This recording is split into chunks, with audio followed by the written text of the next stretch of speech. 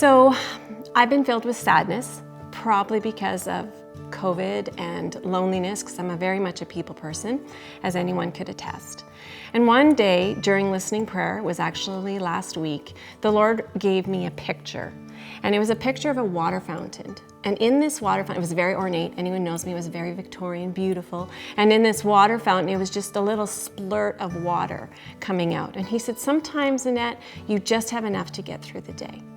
And then the water fountain splashed up and the people around got wet. And the Lord said to me, go and get people wet.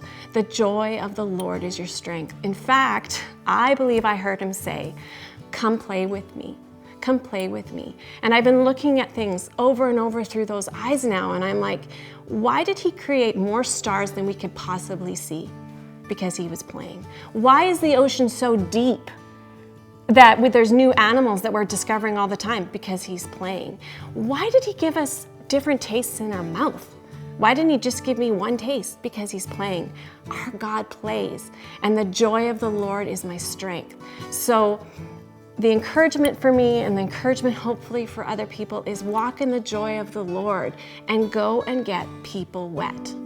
6 years ago this March, my mom passed away.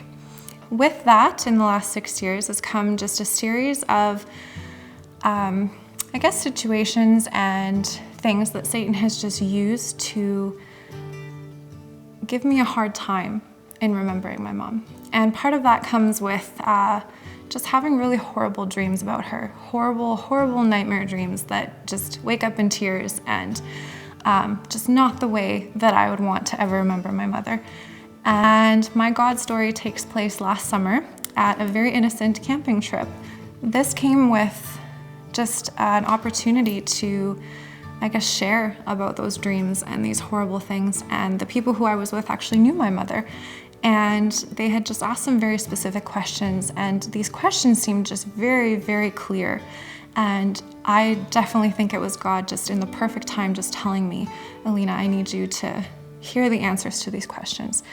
And I was prayed for, and with so many tears and so many boxes of Kleenex, the next morning just woke up so much, just feeling refreshed and feeling such a peace about my mom.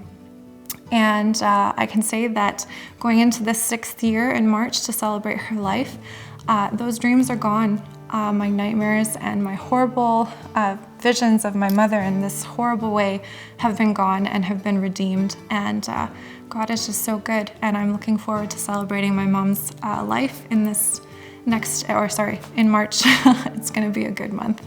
So I just want to tell you an exciting story that's happened with Faith Indeed.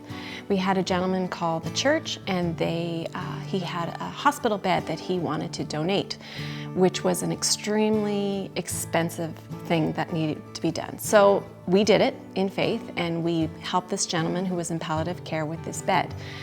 Interestingly enough, this gentleman passed away within 2 weeks, and now they're calling me again with going, what do you want me to do with this bed?